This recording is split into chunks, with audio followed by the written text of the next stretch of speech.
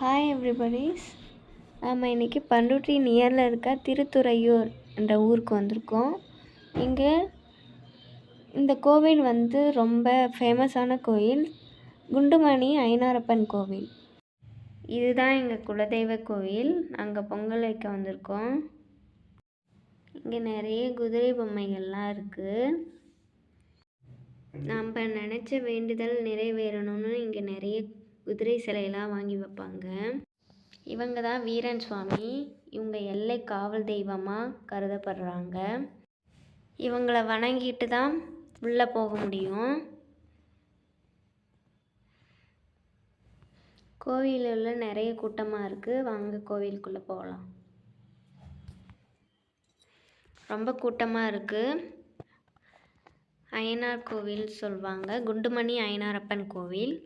சங்க காலத்தில் இருந்தே ஐயனார் வழிபாடு வழக்கத்தில் இருந்திருக்கு. ஒரு வழியாக இந்த கூட்டத்தில் சாமியை பார்த்துட்டு நாங்கள் நினச்சதெல்லாம் நடக்கணும்னு வேண்டிட்டு கடைசியாக வீரனுக்கு படையல் போட்டுட்டு வீட்டுக்கு கிளம்பியாச்சு. இந்த கோவிலேருந்து போகிற வழியெல்லாம் பசுமையாக இருந்துச்சு.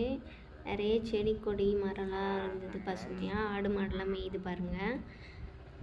இங்கே நிறைய வகையான பயிர் செடிகள்லாம் போட்டுட்டு இருந்தாங்க. பார்க்கவே ரொம்ப அழகாகவும் இயற்கையாகவும் இருந்துச்சு. இயற்கையை ரசிச்சுக்கிட்டே நாங்கள் போயிட்டு இருக்கோம் ஃப்ரெண்ட்ஸ். இது உளுந்து செடி, உளுந்து போட்டிருக்காங்க. இப்போ தான் வளர்ந்துருக்கு. பார்க்கவே எவ்வளோ அழகாக இருக்குது பாருங்கள். இந்த பக்கம் காலிஃப்ளவர் செடி போட்டிருக்காங்க. ஒரு பாட்டி காலிஃப்ளவர் விற்றுட்ருக்காங்க. நாங்கள் போயிட்டு காலிஃப்ளவர் வாங்கலான்னு பார்த்தோம்.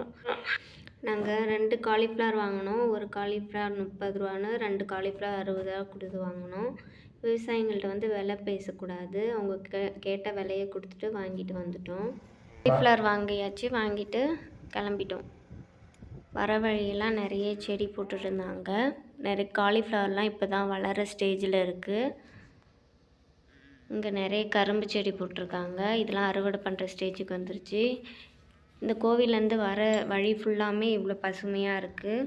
இங்கேயும் காலிஃப்ளவர் தான் போட்டிருக்காங்க. புடலங்காய் செடியை எவ்வளோ அழகாக பந்தல் போட்டு பராமரிச்சிட்டு வராங்கன்னு பாருங்கள். நம்ம கன்றக்கோட்டை தென்பெண்ணை ஆற்றுக்கு வந்துட்டோம். புயல் வந்ததுனால இந்த ஆறே புரட்டி போட்டுருச்சு. இந்த ஆறு ஃபுல்லாமே ரொம்ப தண்ணி நிற்கிது. இந்த ஆற்று நடுப்பகுதி ஃபுல்லாக தண்ணி போகுது. பார்க்கவே ரொம்ப அழகாக இருக்குது. எவ்வளோ அழகாக ஆற்றுல வலை போட்டு மீன் பிடிக்கிறாங்க பாருங்கள். ஆற்று திருவிழாவுக்கு போட்ட ராட்டினத்தெலாம் இப்போ தான் கழட்டுறாங்க. இந்த அழகான தென்பெண்ணை ஆற்றை ரசிச்சுக்கிட்டே நாங்கள் வீட்டுக்கு போகிறோம். நீங்களும் மறக்காமல் நம்ம சேனலை சப்ஸ்கிரைப் பண்ணிவிட்டு போங்க.